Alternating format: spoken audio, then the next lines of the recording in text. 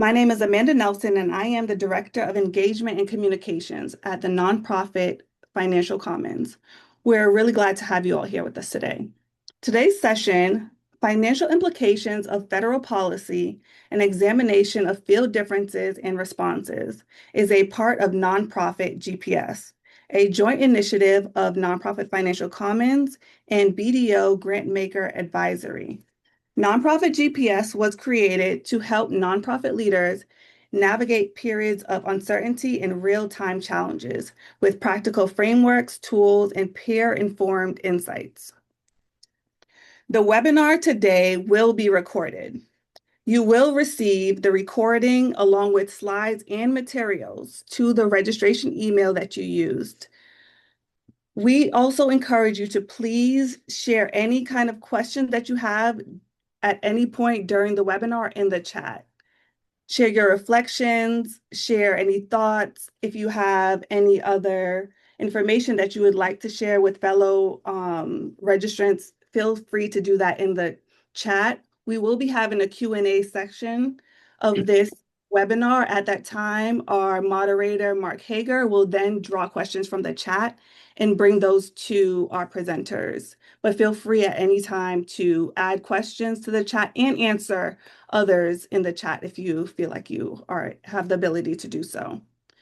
And now I will pass it over to John Pratt, Senior Research Fellow at Nonprofit GPS.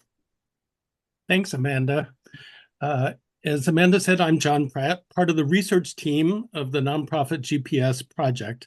I'm based in Minneapolis, where for many years I was executive director of the Minnesota Council of Nonprofits, and my special interest is the effect of revenue sources on nonprofit decision-making. Next, the Nonprofit Weather Report. A decent metaphor for our current situation is unpredictably shifting weather, which is a serious problem when our leadership challenge is to anticipate the future and take effective decisions affecting the organization's present and future. The big challenge posed here: how can your organization devise a financial and organizational strategy that builds trust and builds engagement when the policy and revenue environment is chaotic? That is what today's program will address. First, we want to catch up on the current situation from several vantage points. The first is direct effects of government budget cuts. The past year has been a constant state of federal budget flux, going back to President Trump's inauguration on January 20th, through the 43-day federal government shutdown starting in October, and now a new partial government shutdown possible tomorrow over Senate objections to authorization of ICE immigration enforcement, among other things. A shutdown, again, risks delaying grant payments, halting contract reimbursements, and preventing federal staff from processing renewals or providing oversight and technical assistance. So far, Congress has enacted full-year funding for 6 of the required 12 federal spending bills. Last week, the House approved the remaining 6 bills, which would provide funding for labor, health and human services, transportation, housing and urban development, defense, state, foreign operations, financial services, and homeland security. Federal actions by the Trump administration have been widespread, but not uniform. A 10% across-the-board cut would be easy to report on, but what we have is a scattered, episodic, and fluctuating budget. First, the threatening or eliminating core federal funding streams. For fiscal year 2026, there were roughly 119 to 163 billion in proposed federal funding reductions from federal agencies and domestic programs.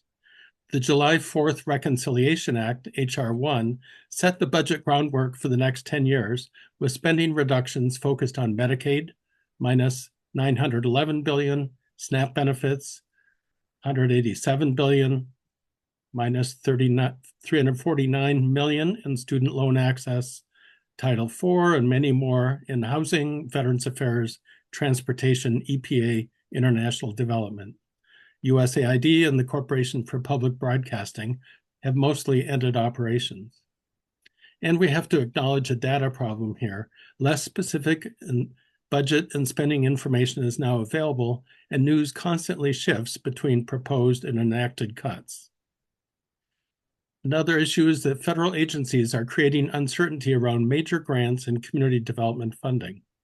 3 weeks ago, there were unexpected cuts to federal grants supporting mental health and substance use services, many of which are administered locally by nonprofits and community organizations. SAMHSA, the Substance Abuse and Mental Health Services Administration, a branch of the U.S. Department of HHS, abruptly announced the termination of nearly $2 billion in grants to hundreds of programs, including local nonprofits, causing panic about layoffs and service losses. The substance abuse funding was reinstated after widespread backlash 2 days after it was announced, but exposed how volatile federal support can be for community providers. This is a good example both of the power of advocacy and that not all cuts prevail. Federal support for the nonprofit sector presents a complicated funding picture in which cuts in one area can create instability in related service systems. Cuts to childcare, Medicaid, SNAP, Affordable Care Act, workforce programs, housing assistance, and other social safety net components reduce the resources available to vulnerable households. We're only now hearing how people are coping with the January 1 end of enhanced premium tax credits for ACA marketplace plans. Increased demand for services while reducing predictable funding is a result of these cuts to individual eligibilities across the board.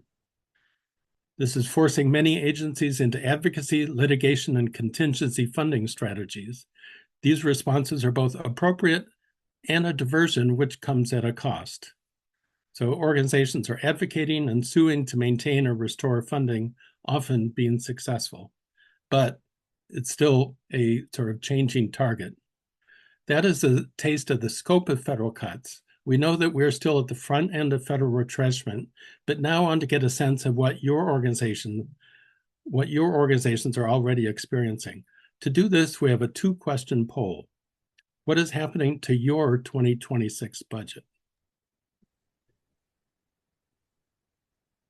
And here are the questions that I think you can go ahead and click on your responses. So, is your organization experiencing reduced overall funding as a result of federal decisions? If yes, what percentage of your 2026 budget is impacted? So not just are you seeing a cut in federal fundings, but your overall budget, because we know some of the impacts can be you're receiving your funds from the state, or it's indirect federal funding, or your charitable income or other earned income is going down because of this climate change. We'll give a few more seconds for people to enter in their answers, and then we'll launch. And the goal here is to get a sense of the scale and scope. And we know that we're still at the front end of federal retrenchment. So 2/3 said yes. And of those who responded, pretty even across the board of both sort of the small, medium, and large percentage cuts. So this is, a pretty broad spectrum effect. And certainly budget cuts are significant and can be important to cope with. The other part of the federal retrenchment is the non-budgetary or extra budgetary impacts. And if we could go to the next slide,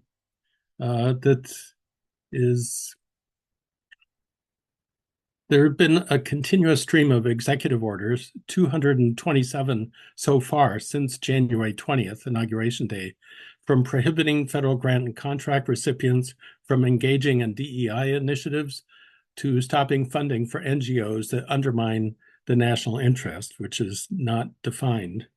Executive orders don't have the force of law. They can't change legislation, but they serve as directives to federal agencies about how to implement existing laws. A key shift is a new executive order on grant-making direction to OMB to issue new uniform grants guidance, moving much of the final decision-making over grants from grant systems within departments that use peer review panels to now give politically appointed department heads final decision-making control so that political appointees are in a position to vet grants based on the president's priorities. And often the rejection letters say that the grants are being rejected because they don't reflect the president's priorities. Contract cancellations are allowed for any number of reasons, including convenience. We're seeing shortened timelines for applications, changing funding conditions that completely change the mission activities that were going to be funded. Several sort of hot examples out of HUD where their continuum of care grants were changed both their orientation and eligibility. And so the focus going from the homeless to the elderly and people with physical disabilities, both of which are important, but these are sort of agency-led changes in direction and purpose of funding. Executive order language can also find its way into grant certification and can overstate applicable law. It's true grantees cannot violate federal anti-discrimination laws, but in these cases, it's important to check with legal to understand what are the actual requirements under these grant certifications. Changes in client eligibility and in Medicaid and SNAP programs also instituting more work requirements is leading to reduced client numbers, intended to reduce spending. So often community clinics serving undocumented immigrant populations are already seeing major revenue loss from fewer patients.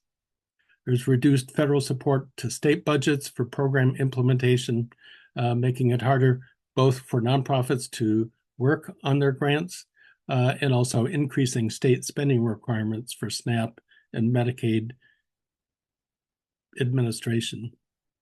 We're seeing restricted indirect costs for nonprofit contractors, and also multiple legal challenges to executive actions have made this whole area uncertain, as there are 348 court challenges filed, 130 lawsuits led to orders blocking at least part of the administration efforts. So this whole area is also part of that flux and uncertainty. The central point here is that the federal retrenchment occurs not just through direct spending cuts, but also through a scattered set of policies and agency decisions with fragmented implementation across all federal agencies. Next slide is revenue is destiny, and basically just want to make the point that having a revenue focus, that the revenue, certainly the amount of revenue organizations receive is important, but also the conditions attached to them, the differences in relationships between funder and receiving agency. And we're seeing in the current retrenchment, it is these federal conditions and eligibilities attached to funding that represent some of the greatest shifts and threats facing nonprofits' financial health and stability. What is it that our federal funders are asking us to do or not do?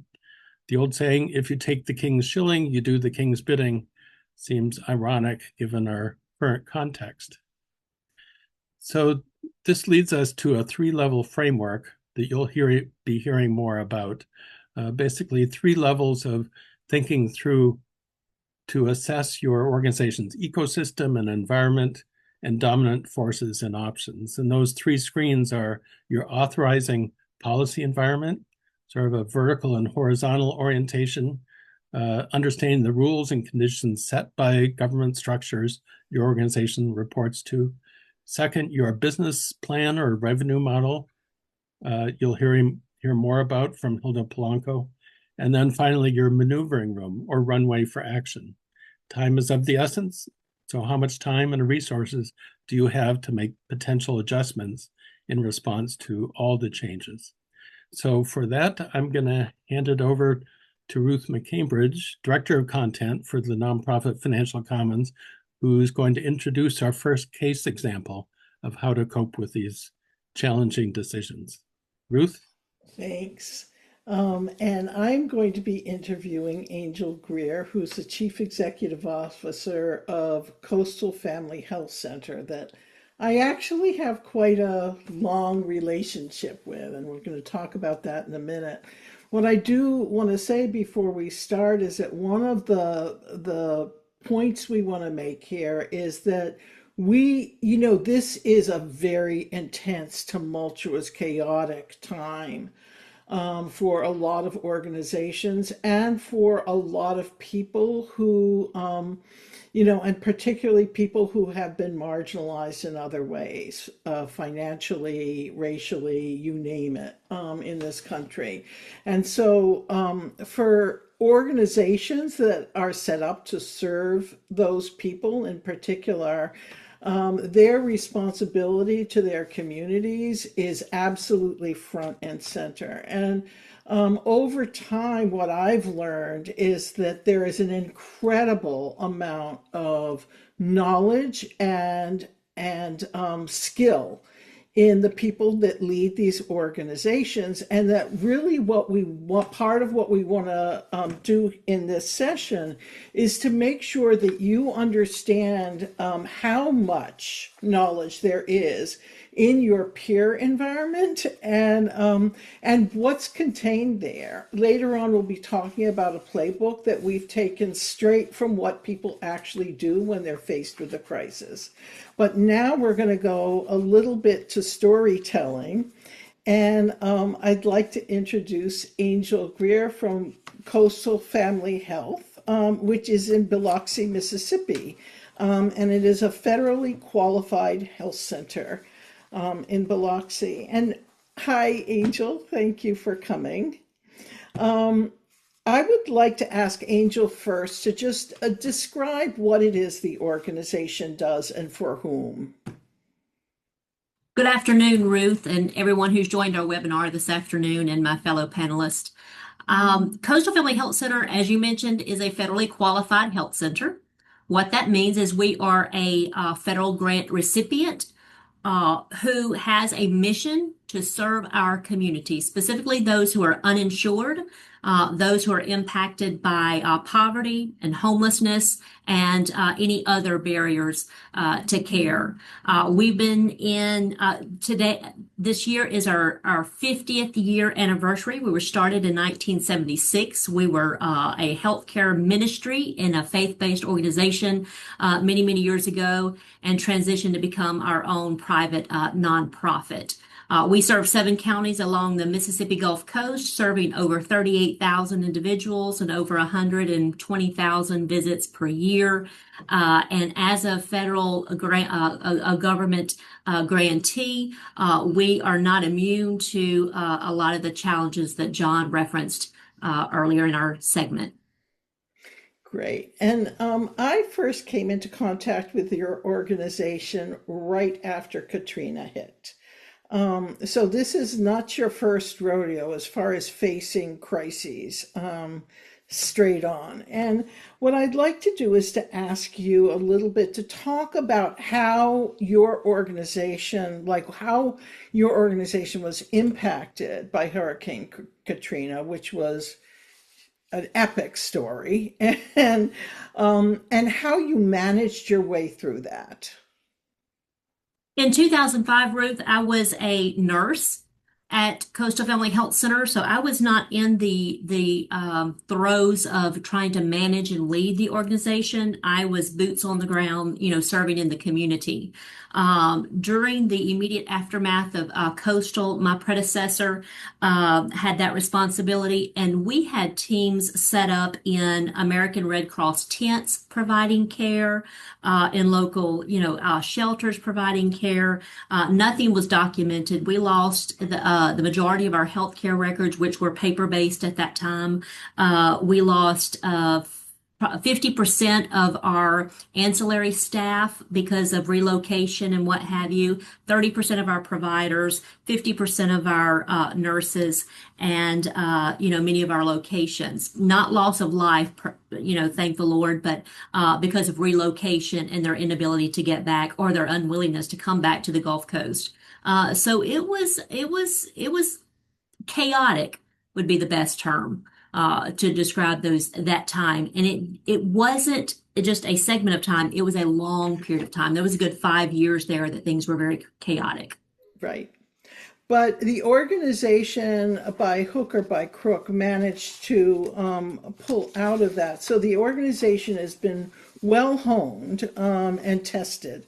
So one of the stories that I remember from back then is that the board, which was about a 15-person board at that point, narrowed the working board members down to about 5 so that decisions could be made quickly under Yes. fire. And there was a ratification process with the whole board, but really, who was working on those immediate decisions were these 5 people. And then, everybody else was kind of involved here and there in ensuring that those 5 people had the information that they needed about who else was doing what, who they could hook up with, what money was available, et cetera, et cetera. So given that you came through all of that, you have kind of gradually grown over the years, but a couple of years ago, not a couple of years ago, about a decade ago, you all decided that you were too dependent on federal money. And you weren't comfortable with the kind of position that put you in. And so you went about really trying to change that. And this story is really about how long it takes to change a business model.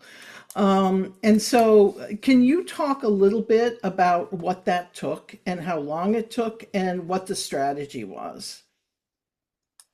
Ruth, just to clarify, I would say that, when you're changing a business model, and we haven't arrived. It's a continuation, based on the environment and all of the challenges.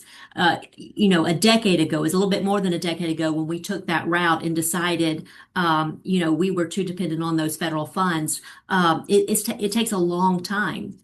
John mentioned earlier about the peer experience and expertise, and that's really where this idea came from. It was A.J. Jones out of Wisconsin, who talked to me about, I was asking him, how do you handle the roller coaster of the funding? Every year we're having to advocate, and I proudly and am happy to advocate for our health centers. But when it comes to staffing and budgeting, it's traumatic. And so, and he was the first one who talked about, owning your purse strings and limiting that, that vulnerability in terms of our federal funding. And so that's really what started for the board, myself, looking at how we could limit that vulnerability. So by building our reserves, looking at other revenue streams that are in line with our mission, not to ever move away from our mission that stays at the forefront of the beacon that we always return to. But that's how all that started years ago. More than a decade out, we're still in that process, but we've been able to minimize or limit our federal funding from more than 50% down to about the mid-30s in terms of our revenues. But again, how long has that taken? How many years has it taken to get there? A good 12 years. So we are telling this story for a reason, just to be sure that people understand how long it does take to change a primary revenue dependency. It really does take quite a while, and in this case, it was pretty dependent on both your capacity to handle the earned income and the ability of people to pay, right? So there was a lot of complexity here. We could think you're due for a rest at this point. Maybe you can relax a little bit. You're headed in the right direction. But can you talk a little bit about how the current environment is affecting your planning and your ability to see your way forward? because it's complex. There are issues with public funding, and even with people paying their own ways, those public sources of that way may become a problem in the future. Yeah. Briefly, Ruth, I'll say that, when I look back on where we were at, 12, 14 years ago, and the environment that we were in at that point, that was smooth sailing compared to where we're at now. And so I'm thankful for the past decade and our efforts and that great advice, all those years ago. What we're doing right now, again, is trying to ensure that we expand, diversify our revenue streams, expand and optimize our patient service revenues for our patients who have insurance. We're always going to serve the underinsured and those in poverty, but we want to be able to pull revenues from those patients who are insured. So we are now advertising to be the provider of choice, not only the provider of last resort. Protecting and optimizing and reducing our dependency on our 340B pharmacy program. There are many threats to our program, and while we have enjoyed those savings to expand our program services, offerings, and locations, we know that best case scenario is that that's going to plateau for us. So we're expanding hours, and we're trying to strengthen employer partnerships and community partnerships, strengthen our cash flow, and continue to protect our reserves. Wonderful. It's just such an incredible story. And I do want to say, I want to tell people, here is a former nurse and somebody that you would classify as an accidental financial leader. She came Well up through put. the ranks. There's a lot of you out there, highly skilled, and with a million ways to help others, kind of to guide you and help you understand how to take the steps you need to take. Thank you very much, Angel. And there's going to be some more questions later, but I'm going to hand it over now to Dana. Thank you so much, Ruth, and thank you, Angel, for sharing your story. Once again, everyone, thank you for being here and taking time out of your busy schedules to be there with us today. Once again, my name is Dana Brito. I am one of the moderators, along with Mark, for the Nonprofit Financial Commons team, and I have the honor and the privilege of having the opportunity to interview Dawn Bentley, who is the executive director of Minnesota Fringe arts organization based out of the Minneapolis area in Minnesota. Dawn, thank you so much for being here, especially at a time that I can imagine is pretty challenging for your community and peers. Definitely. Thank you. Thanks so much for being here with us today. So, Dawn, just to start off, tell us a little bit more about Minnesota Fringe. Tell us about who you are, your organization, the work that you do, and a little bit about your business model. Sure. Minnesota Fringe is an art service organization, most well known for a Fringe Festival, which has been happening for 33 years now. About 8 and a half years ago, I started with the organization and started expanding the business model to be less reliant on one particular program. We started adding new programs, but about 50 to 60% of our income is fee for service or program income, selling tickets to shows, etc. Our Fringe Festival is one of the largest in the nation, the largest one in the Midwest, with about 550 performances in 11 days at theaters across Minneapolis. Our budget size is roughly around $650,000, and it had been bigger pre-pandemic, but we are still kind of reeling from what happened in 2020. Understood. Yeah. And I think, like Ruth mentioned, for so many of us, crises are things that we've had to navigate for years. And the pandemic is one that was, I think, broadly felt across the nonprofit sector, but I think obviously across the world as well. So maybe tell us a little bit more about, you shared a little bit about sort of what the impact on the budget size, but tell us a little bit more about the impact on the pandemic, the impact on your financial picture, your programmatic outputs, but also what decisions were made and the stakeholders that were most impacted by those decisions. Sure.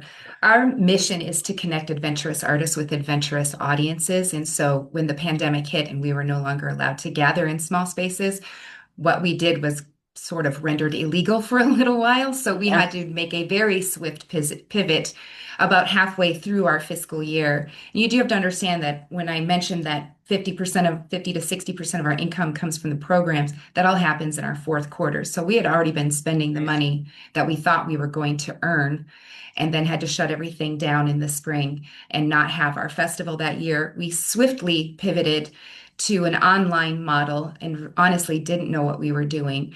But we leaned on the artist community who really value our organization and value us being a part of the bedrock of the theater community here in Minneapolis. And they helped create a fundraiser and really rallied around us, raised about $100,000. And between that and PPP, saved our necks until we could come back into the theater spaces. All of the additional programs that we had started were put on hold, and we put our entire focus on bringing the festival back because that was our largest, most well-known, most well-attended program that we had. So post-pandemic, when we started coming back into the theaters, we right-sized our festival for the time that we were in, which meant it was a bit smaller than what people had thought it would be, but we knew we would lose audiences. What we didn't think is that we would lose 40% of our audiences and then flatlined on that number for 3 solid years. And so it's taken a while for people to be comfortable coming back to the theater, for artists to be comfortable to tour and travel and to make their art again, although they're definitely hungry for it. But last year we saw a 30% increase over the previous year, so we felt pretty confident that we were going in the right direction. We'd started up a couple of other small programs that our small staff could handle. The idea is to bring back all of the programs that we had started, hopefully in the future. And Understood. then the past year we had some other challenges.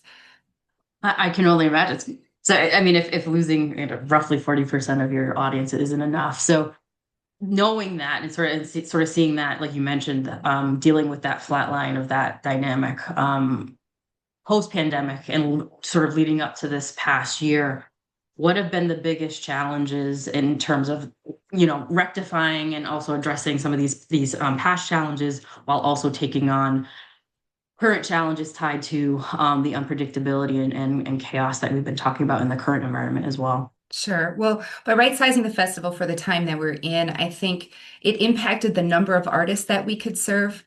And it also, I think audiences just weren't ready or they maybe weren't comfortable coming back into the theaters. The way that it impacted the artists is that though our business model works that when you buy a ticket to a program, 70% of that ticket money goes directly to the artist that you're seeing on stage. So we were unable to pay artists in the way that we wanted to. And so we've really had to focus on, because the audience numbers didn't justify renting a grand number of theaters in order to bring back hundreds of artists that we used to have, and we're just keeping it to about 100 right now. We've tried to put our dollars into marketing about what kind of a community experience this is, and really focused on educating people about our business model, because often when you ask people, do you support the Fringe Festival? They say, yeah, I do. I go every year. I go and see shows every year. And it's like, well, thank you for supporting the artists on the stage. But the organization itself is suffering. So we've had to really kind of explain to people that what they're doing when they're buying that ticket is not only finding a community of like-minded individuals who appreciate what we have to put on the stages, but that they are supporting directly the artists that they are seeing. And that is important and definitely a part of our work. And our job is to connect those people, but also that we as an organization need your support as well. And of course, rising costs have been really prevalent, especially since post-pandemic. A figure that I can share with people: in 2019, prior to the pandemic, we spent about $55,000 renting theaters, but we had 17 theaters that we rented. In 2025, we spent $55,000 renting theaters, but we only had 8. So for the same amount of money, we're getting a little less bang for our buck. And so that's really difficult for us to absorb that in an organization where we're already giving 70% of the ticket money directly to the artist where it should go. And I wish it could be more. And I would never want to reduce that amount. But I also want the organization to stay healthy. So focusing our marketing on explaining our business model, which seems a little unusual, but explaining what we do to people and really helping people understand that this is where you can find community and this is how this organization works is been kind of our focus. But in addition to rising costs, we also had some government grants that were slashed by about 30%. So going into our current fiscal year, we were looking down about a $60,000 deficit. And so we knew we had to do something different again. And we don't have additional programs right now that we can lean on for new revenue. And we already get such a large portion of our revenue from the program, the big program that we run right now. It didn't seem like we could make it up, and it didn't feel right to raise prices, increase fees, or any of that, because then we're eliminating our accessibility to the community and to the artists that we served. So I, with the board, did some soul searching on what were the low-hanging fruits in our revenue model. And over the past 8 years, we've done a great job of educating people about supporting the organization itself. So these marketing messages aren't brand new since the pandemic. They've been going on for a while, and we've been able to double not only the dollar amount, but the number of individual donors over the past 8 years. But this year we were challenged to make up that deficit. And so we decided to tap our artists for their networks in an attempt to double that one more time, but in the course of 1 year. So we leaned on artists and asked them if they could please reach out to their networks, explain why they love our organization, what they gain from being a part of our organization, and make a modest fundraising goal. And if they did, there were some benefits. They could enter the festival for free. They could win opportunities to wave magic wands and help other artists if they want, or get unlimited passes to next year's festival. So there was some incentive. But we had about 15 artists and 10 board members, and some of whom are also artists, make $500 goals, just little $500 goals, which they sent out to their own networks. Some of them got very creative and said, if you contribute to my goal and I reach my goal, I will write a poem for you, write a song for you, do a play in your front yard. They got very creative because that's what artists do. And as a result, in 1 month of that effort, we raised half of that deficit. And at this particular time, just 2 months after that, we've raised more money in individual donations than we did all of last fiscal year. And we're on track to continue that process and meet our $60,000 goal, which will be nearly doubling what we've done in the past years. Fantastic. And I there's so many parts of that story that I think are worth highlighting, right? I think the education around your business model, I think that's really hard sometimes for people to understand that ticket sales are fantastic, but they can only go so far in covering the full cost.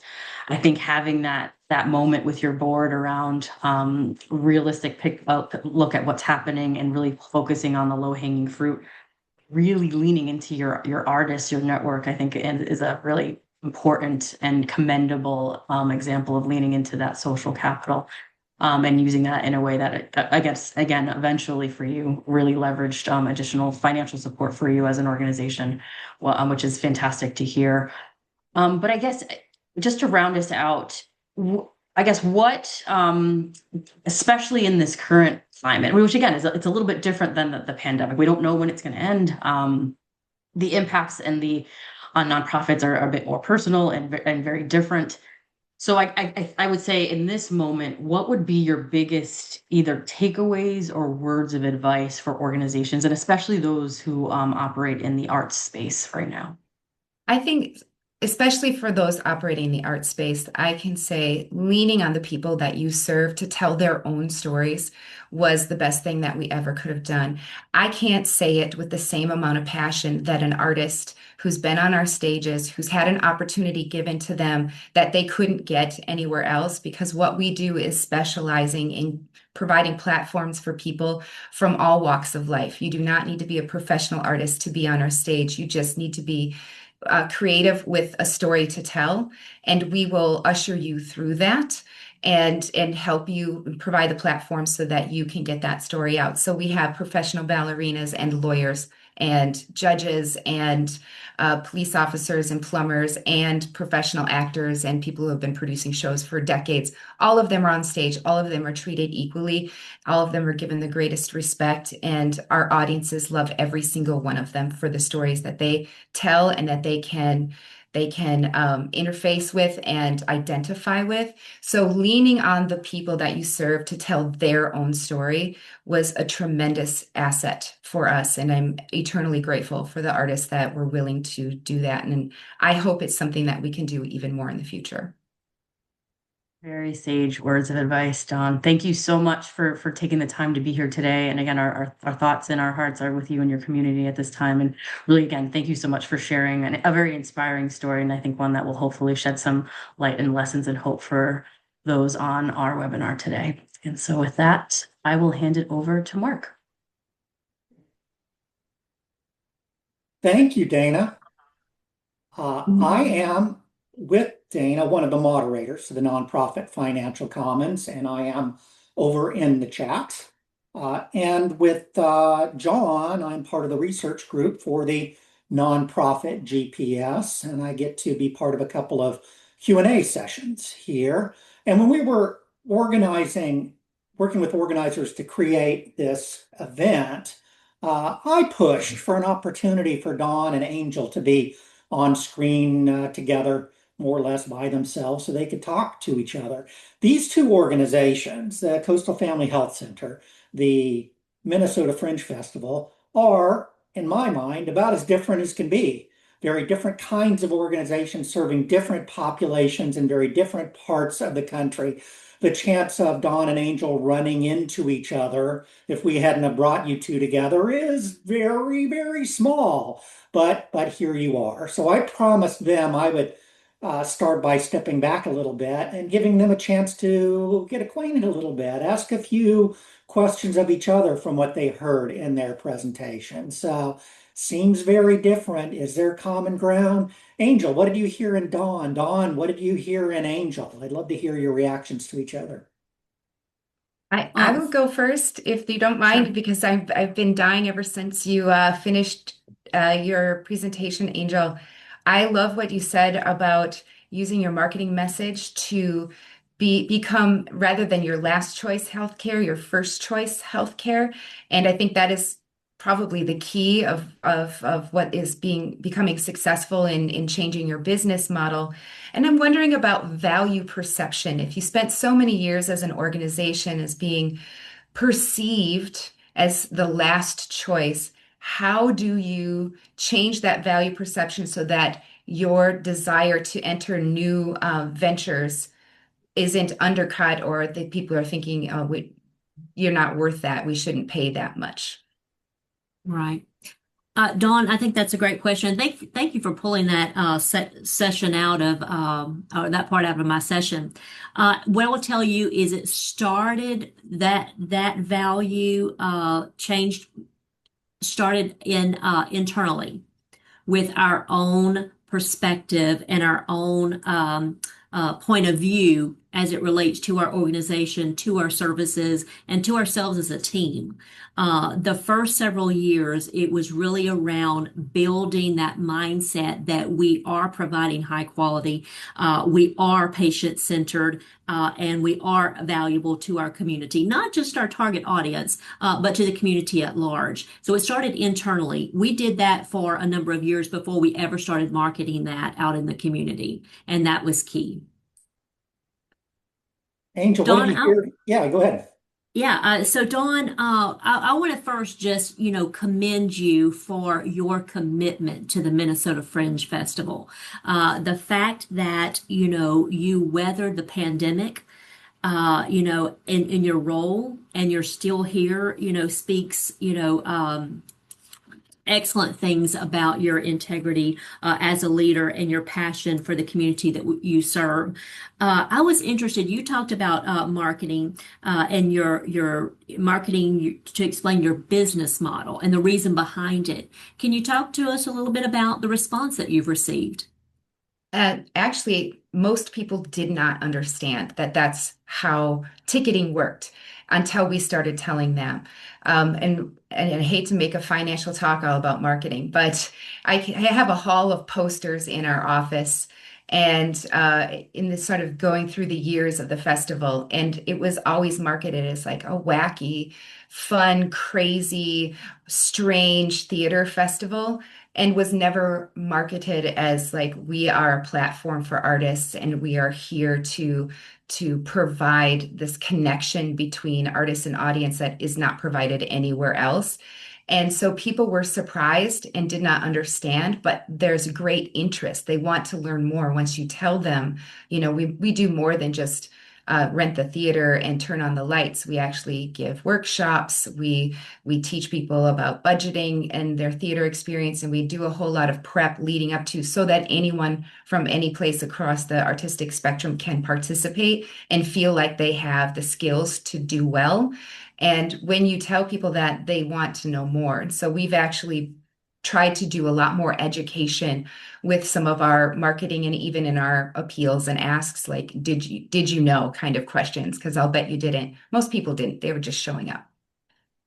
The schedule's going to give me a chance to probably put one question to the two of you, and it's on ground that we didn't really get on when talking to our interviewers, and it has to do with the reactions to your boards and how you deal with your boards of directors. We had one question that came in from a member of the audience beforehand when we asked them what questions they had when they were enrolling in the session. And the question says, "Do you have any advice as we try to navigate both organizational change and balancing financial uncertainty? How do you deal with a risk-averse board or an anxious board in these times?" Dawn, comments from you, and then Angel. I think it's been helpful for us to have board members that are also artists. So they are people that we serve. So hearing it directly from the people whom it would impact. And we also have an artist committee that we consult. They are not voting board members, but they have a voice in all board decisions. And bringing those voices to the board meeting were important. Angel. And at Coastal, I had the benefit of working with a very entrepreneurial board and board president, more specifically. But we have always seen ourselves as very risk averse, and we had to change that perception to recognize that we're not risk adverse. We are taking calculated and informed risk. So we understand how much risk that we're taking. Every day in life is a risk. And so we just had to acknowledge that and keep speaking to that. It's not being risk averse, it's being taking calculated risk. So that was helpful for us. I got 20 more questions to ask, but we've only got 90 minutes to work with today. So I will thank both of you for both your interviews and your discussion here today. Thank you. I will step aside and let Hilda Polanco take the stage with her material. Hilda. Thank you, Mark, and thank you, Dawn and Angel. I was taking notes every step of the way. Really appreciate the risk averse versus calculated risk. Really, I know that will be a takeaway for many of us today. I'm Hilda Polanco. I lead the BDO Nonprofit and Grantmaker Advisory Team and am partnering as a team with the Financial Commons in developing GPS. It's a pleasure to be here. And this concept around business models being really at the center of understanding what is possible and how one gets from one point to another. we realized that the main driver of business models are the revenue models. And back to what John said earlier, it's one of the screens that really allows leaders to really think about impact of what may be happening around an organization. When we think about business models, we think about the revenue sources. What are the primary revenue sources that an organization has that fuels its business? And we're often asked the question around revenue diversification. Should I have an ideal pie? Should I have 25% of individuals, 25% of government? Is that what we're going for? And we've really seen success not being a perfect pie, but rather being committed to making the most of a particular revenue relationship.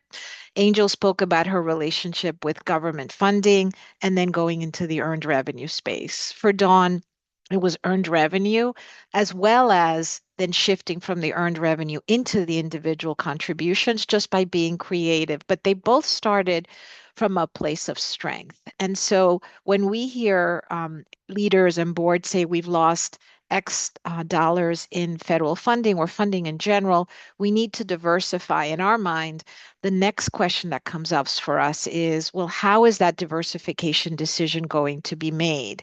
Are we aiming for a perfect pie, or are we really thinking about where are we going to focus next? And that moment for all of us on the call today, where you're thinking we need to diversify, I want you to think on two levels. Are we diversifying across these sources of revenue, or might we be diversifying within these sources of revenue, coming from a place of strength in the skills that you already have? And across these areas, in thinking of what do I need to have in place to successfully shift from one source of revenue to another, we want to help think about that by giving you some frameworks for some dimensions of what to think about when you think across the revenue sources. Some of the considerations to keep in mind as you think about the five that I mentioned, and you may be really only looking at three or four of them, you want to ask questions like, who is paying for this source? What is that source? Who is the ultimate provider of the dollars? What are some risks and sensitivities, challenges to each one? Each revenue source comes with opportunities. It also comes with risk. So as we're deciding, is this a source that we could potentially grow into, being aware of what those risks are becomes key. Leadership capacity. Within the organization's ability to shift to this new model, what is the orientation of the current leadership at the CEO level, but also in the culture of the organization? Is this a shift that we can do? Or is this a shift that that we need to step back and think about creating a shift internally within the culture to be able to successfully manage that source of revenue?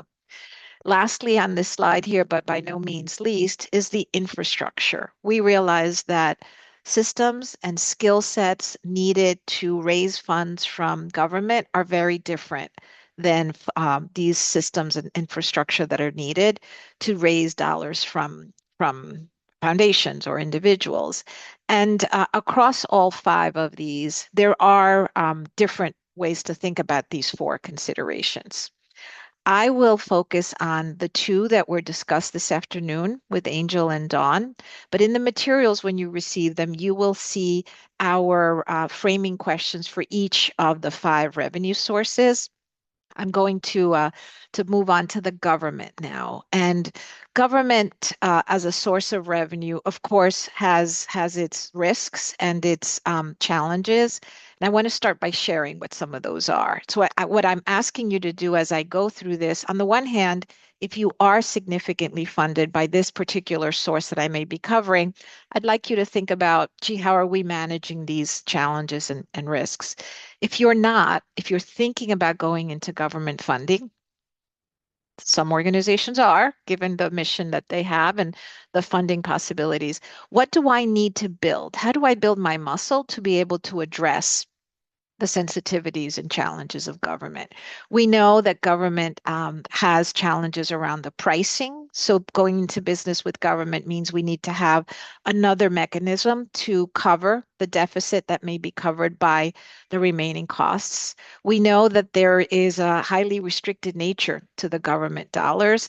And of course, given the current environment at the federal level as a great example, it's not just your relationship with the donor, as you might have in other sources, but it is part of a much bigger ecosystem that is impacted by political and other changes.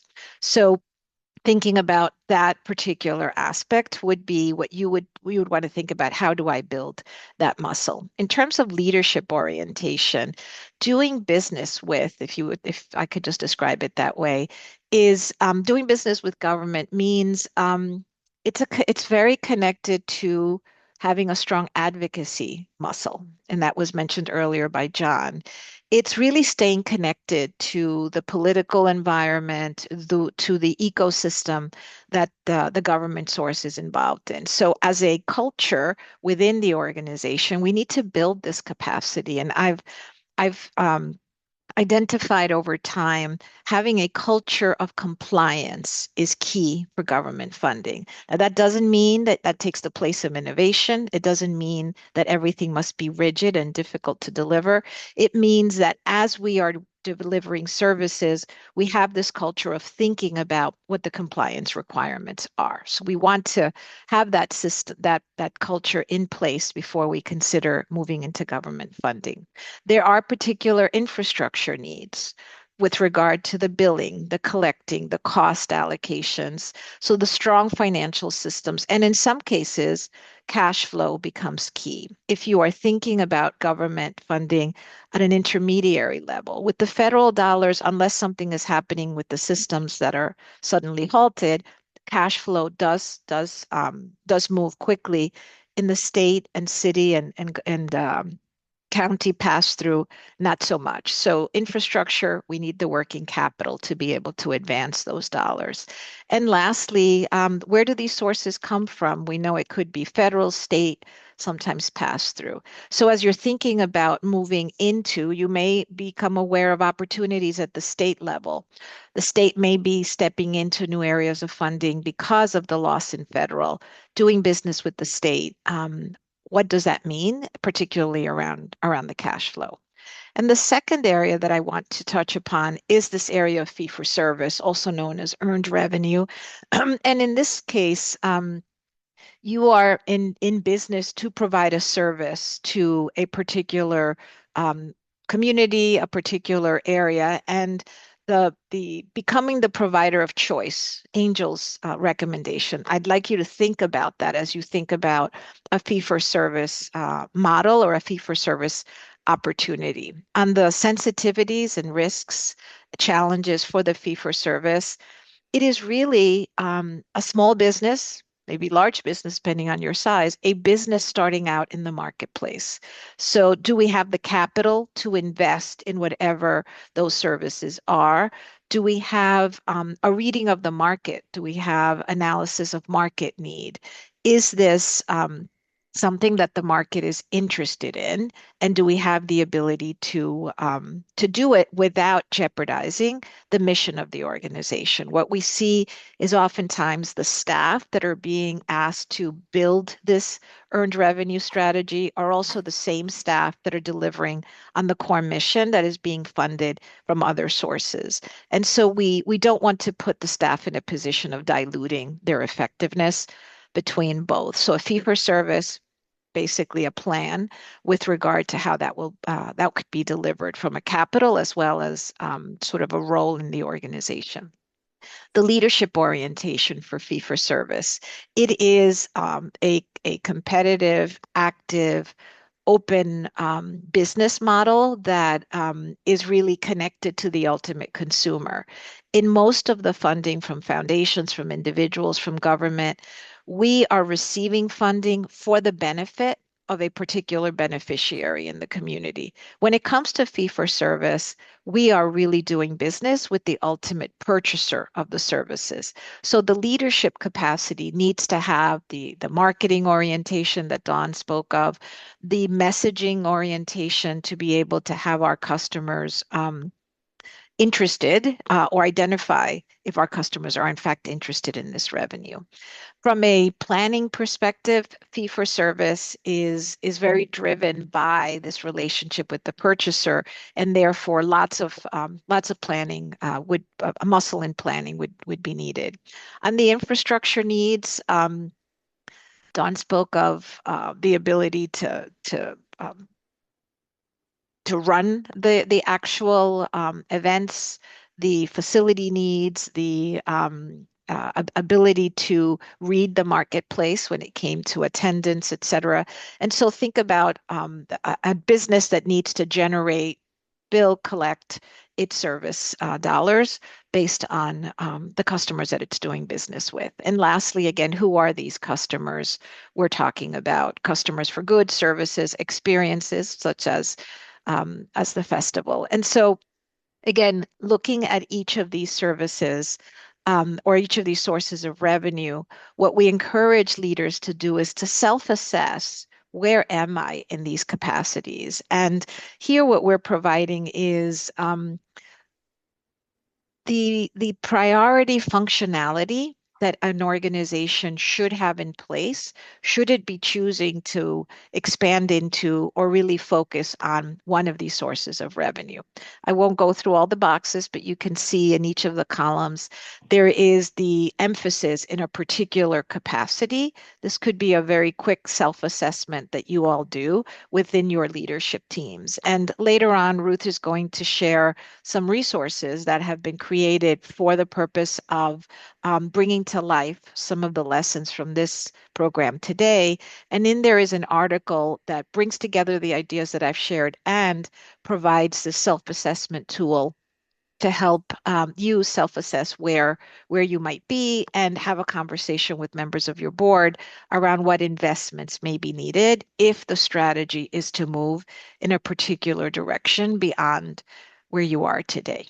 I hope that these framing thoughts have been helpful, and I am going to pass the stage back to Mark, who I believe is going to open it up to the floor of participants with questions for the panelists that were with you earlier, as well as Dana, Ruth, and myself. Thank you, Hilda. Right on. Let me invite the nonprofit GPS team to come in. Who else? Dana, John. So we can have a chance for a little bit of discussion here about the content you've provided so far. And there's still some coming up with Ruth here after we have a few minutes to chat. I've got questions I'd like to put to each of you, although it's really a chance for us to talk about various content. John, I'm going to start with you. It's been now an hour since we got to hear from you. And you said something almost offhandedly that I'd like for you to elaborate on because it struck me as something that could be pretty orienting for how we think about the current financial climate. The poll had come up, and you said, there are direct impacts of federal retrenchment, and you outlined some of the things that were happening in the federal government right now, but there are also indirect or ripple impacts that are going on.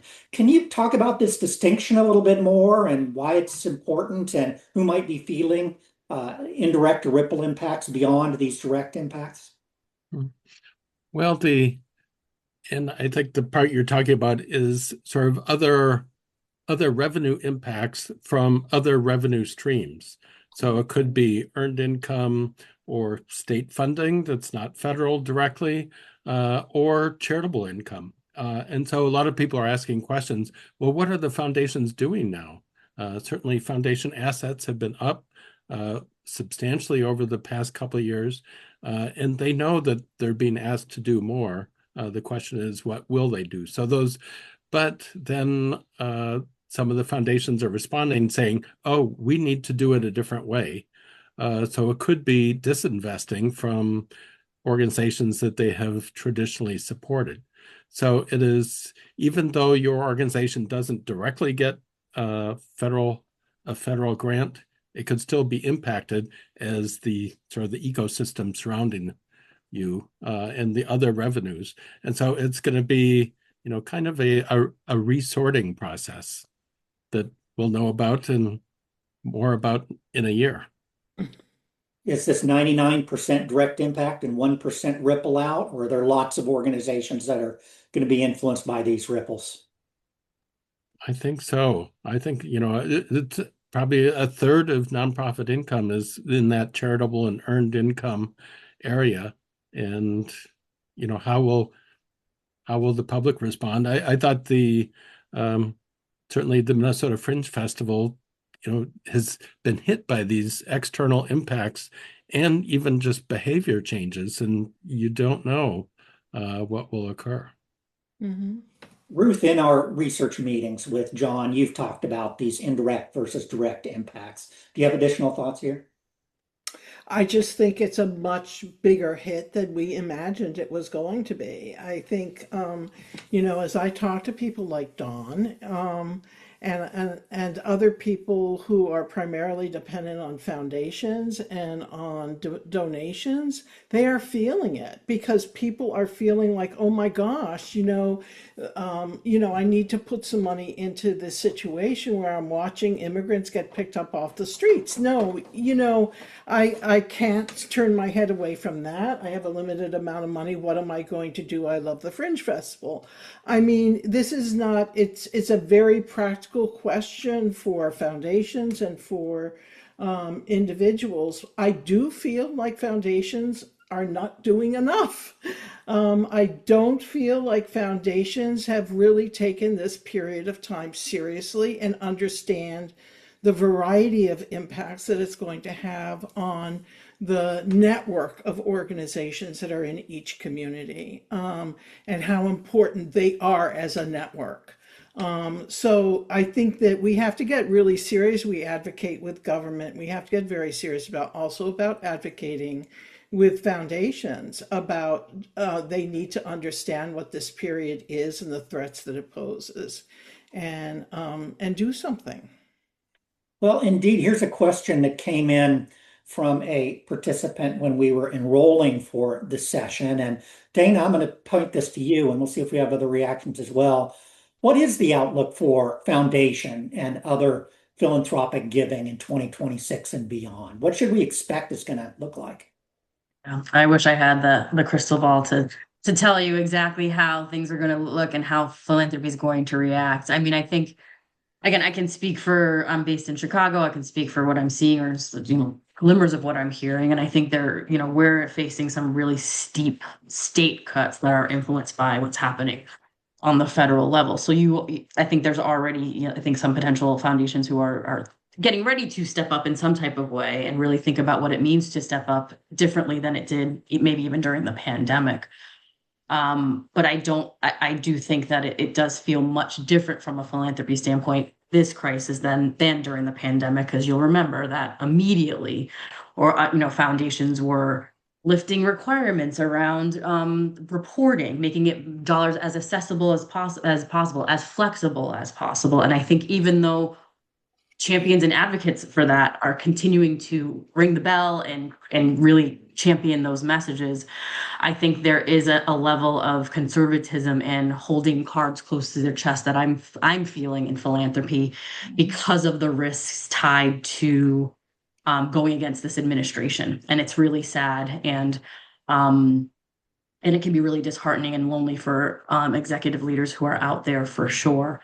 But it's hard to say what's out there for philanthropy. But I think my best tip and advice would be, again, pulling from Dawn's story, making sure your community and constituents, but also your foundations really understand your business model, as well as your strategy and your risks, and you're using that type of storytelling and building those philanthropic relationships and leveraging those relationships. But I think it's unlike prior crises. It's really hard to tell how foundations are going to show up going forward because of the risks to their own portfolios, to their own bureaucracies and administration tied to any efforts to go against what the current administration has in mind.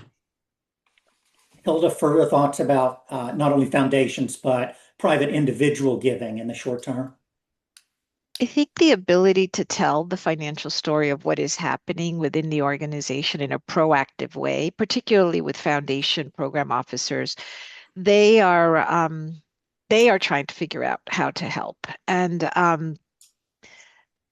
if there is a significant loss in funding in a community, what I'm starting to see more of is foundations thinking about a community as a whole or an ecosystem as a whole and trying to think about what could they do for that ecosystem, one organization at a time, but more into how the work of those organizations interconnect with each other.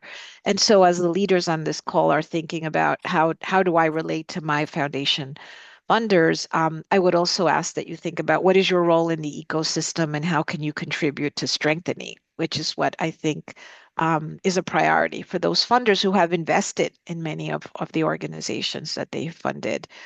How do we preserve that mission above the challenges of today? Okay, thank you. Hilda, you've started presenting some of the strategy elements that we've been talking about in our meetings, and Ruth's going to be presenting more of that here in another minute. And at risk of scooping Ruth, she's going to suggest that what you do, sort of your industry, your subsector you're in, and then the business model that we've been talking about are screens that you have to take into account when thinking about strategy. But the thing that keeps coming up in the questions that I'm reading over and over again have to do with the size of your organization, that how a very small organization might have to react very differently from a very large organization. Hilda, for what you presented so far, to what extent is size going to be an important consideration for those strategy decisions? Well, certainly, there is a concept called economies of scale, right? And so if we are larger, we already have an infrastructure that exists. Um, Diversifying in revenue may be a bit simpler than perhaps a smaller organization. What I do think smaller organizations should also consider is the concept of an outsourcing relationship to build a skill. If I don't have the budget to be able to hire a direct development director because now I'm going after foundations, maybe I engage a grant writer just to build the muscle slowly. And size sometimes is also indicator of runway. And Ruth will talk more about the importance of the runway that you have.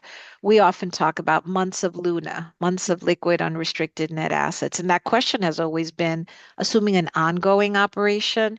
Today, I'm being asked the question, how many months of operation should I have to feel like I can responsibly make a pivot or make a difficult decision? And so I would say size also, thinking about runway as a question, which may or may not be directly linked to size.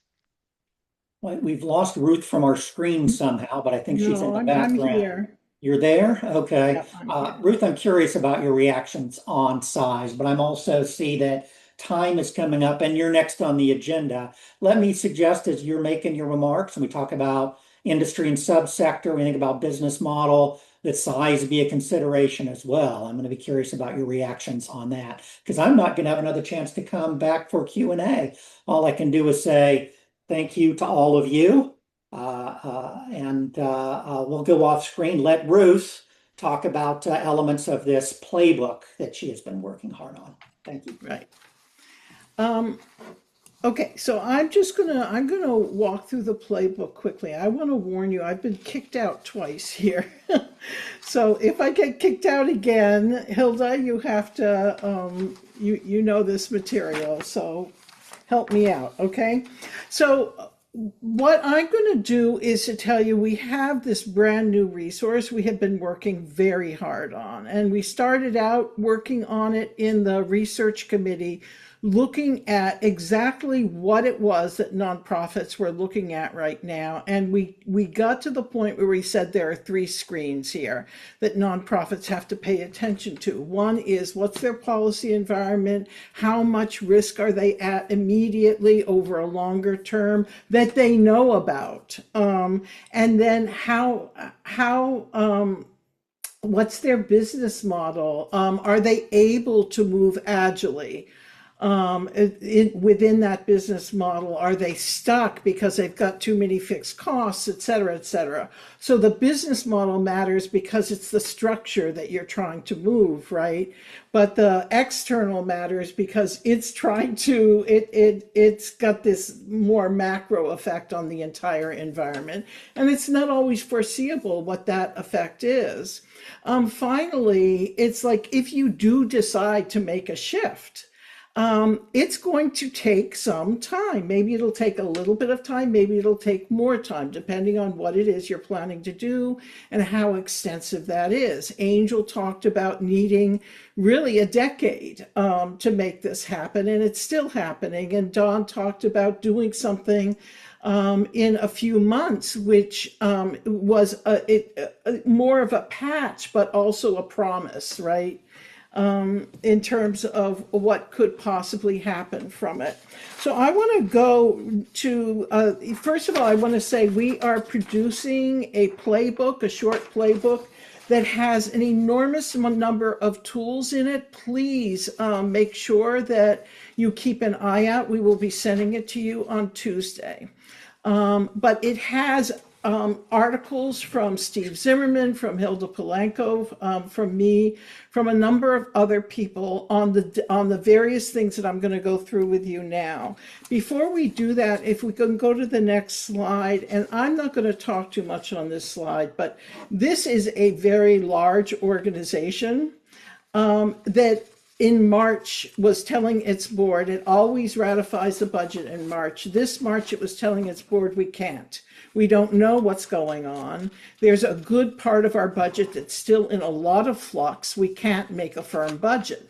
And the budget that we do have, even with the cuts we've already made, has about $2 million worth of 1 year only money in it. These are incredible complications for nonprofit leaders, and for boards, it can feel a little scary. As someone said earlier, the roller coaster feeling of just like, where are we? A little bit of just not knowing what the terrain is. Not a little bit, a lot for some organizations. Can we go to the next slide? This is a great quote that I love from Margaret Wheatley, who says, we can no longer, this kind of contrasts the usual kind of strategic planning with what we have to do now. The usual kind of strategic planning, you're encouraged to promote a vision. You're developing a vision, and then you're going to move towards that vision, and you kind of build in back from that vision in terms of the steps you need to take. She says that's no longer possible. We're in too much interaction with too turbulent a set of systems, and we have to be ready to participate in that. So we have to stay, we can't do a strategic plan 3 years out. We've kind of got to stay on top of things. We can choose something like Angel said, we want to be first in line, not last choice, and that can guide you. It's a value statement, right? But it's harder than ever to really try to get behind a permanent strategic plan. And we have to stay more mobile than that. And then you have to figure out, what do we need to do with our boards and with our staff to be able to do that with some level of, maybe it's not comfort, but skill and competence, right? And commitment. Going on to the next one. This is what the book that you're going to be sent is going to include. It's 10 points of practice. And let me tell you, this did not come out of our heads. This comes directly out of what we have seen other nonprofits like these two that you saw today do. And so it is established practice. Nobody really acknowledges that there's a good established practice that has served the nonprofit sector very well over the years. So these are the points of practice that we've been able to surface to date, and we've got an article or direction on almost all of them within the guidebook. The first thing is that most organizations need to gather a team that can keep pace with the environment, that can do the research and analysis that the larger board may need, and that the board and staff all need to be able to really, when something happens quickly to, kind of explain what that means for the organization and what needs to be paid attention to.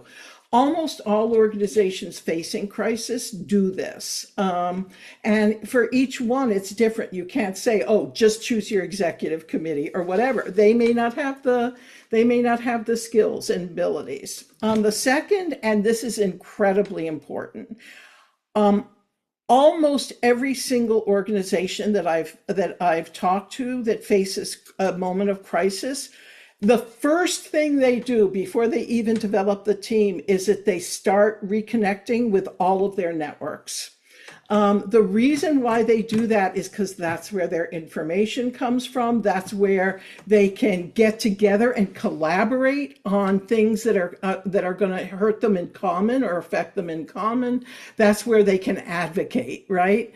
That's where they can develop common projects. Well, nobody's getting fed. Let's figure out how to get everybody fed. It's very often the first thing nonprofits do when they're facing crises. Review a generalized menu of strategic options, which means just acknowledge the fact that, some organizations go out of business, some organizations merge, some organizations have to get rid of one or two of their programs or suspend a program when they can't support it right at that particular moment. Let's look at the complete menu of those options and figure out which ones need to be in play in our organization. The fourth is identify your level and sources of risk. Hilda talked about this a little bit in her presentation. They're very much tied to your business model. I will tell you that, but they also can be tied to other things, like what field are you working in? And does the administration have a target on your back because of your field, never mind your business model? So look for models of response in your field, like who else is doing what? Angel talked about this in her presentation, that they had to look to see what other people were doing. Going on to the next one. Okay, create a graphic of your revenue sources over the years. What does your revenue pie look like? What have you been able to move? What have you tried to move and failed to move? All of those points need to be reviewed. And when I talked to both Angel and Dawn, they both had these at the ready. They both knew what their revenue mix was. They knew what they were trying to expand, what the plan was to expand them, whether they were in experimental mode or we know what we're doing, let's just deploy it mode. It's important to have this kind of graphic depiction of what you're trying to move in hand. Review your market, including the needs and interests of your community. It is very easy to get so obsessed with saving your organization that you forget that the people who you're in business to work on behalf of are suffering in a particular kind of a way that needs to be addressed immediately. Very few organizations do that. I will say that they are very aware of what's happening around them. And if you break trust with your community, it can be a disaster. I can tell you there's some incredible stories of the Coastal Family Health after the hurricane, where they set up literally anywhere. to provide people with the medications they needed, with the care they needed. They were everywhere in the community, pop-up clinics everywhere, right, Angel? You really can lose social capital if you do not pay attention to what's going on in your community and put them first. Complete a mission impact matrix. This is in the guidebook that we're going to be sending you. A lot of you have done this over the years. What programs are mission critical, and what provide financial margin, and looking at the two things together to figure out, well, what is it that we need to do to be as streamlined as possible during a period, and as supportable as possible during a period where there's a lot of stress. The final piece is, okay, number 10, which is putting it all to work. Once you have developed all of that information, you've got a group of people who's responsible for imparting that information to others and for continuing to build on that information. You're developing strategies to try to take care of things. It very well may be that halfway through developing the information, you decided on one particular strategy to go forward with, and then you're going to develop the others later. But this is, obviously the final piece is let's put this all to work. Now, I do want to say before I stop that most nonprofit leaders do these things, like seasoned nonprofit leaders do these things. You may do a lot of them yourself. This is kind of a reminder to organizations that already do a bunch of these things about the things that you may not be looking as carefully at, and a service to leaders who maybe are more emerging leaders, who are younger leaders, who haven't been through crises before necessarily and survived them. But it also is an attempt to lift up the fact that nonprofits are incredibly strong, resilient, adaptable organizations. If they can't adapt to the environment, they'll try to adapt the environment to them. And that's what we're here for. And we do it really well. And so I do want to say to people that if you're having problems figuring out something that you need to do next, you should look for peers that have been through similar things before and ask them, what did you do? Hilda in a minute is also going to talk about another resource with regards to that. But, in a way, I have to say this thing that we did is long overdue. We should be proud of ourselves for what we can do in the most difficult of circumstances. And we should be singing our own praises to, the rooftops in terms of being business geniuses. Hilda? Thank you, Ruth. And so as Ruth said, we will have the playbook to you next week. There is that article that I mentioned as well. As I go on to the next slide, there is a picture. This is what you can expect with the guidebook, sort of an indication of what it feels like out there. On the next slide, we have a summary of what we are referring to as a confidential helpline. It is part of the GRIT program, and we are here to help you. There will be consultants from the BDO team available to speak with you. These are some of the questions that might be coming up for you today after you heard the presentations and the framing. We're here to be your thought partners. There is no cost to any of this, thanks to the funders that are supporting the GPS program. And we look forward to being of help with regard to any of these questions or any way that you can implement what we've shared. On the next slide, we also want to remind you of a website called strongnonprofits.org. There are some planning tools. I saw many questions in the chat around planning. There is a scenario planning, reference to scenario positioning, lots of tools there that are available for you to put into action what you heard today. Thank you. Have a good rest of your day.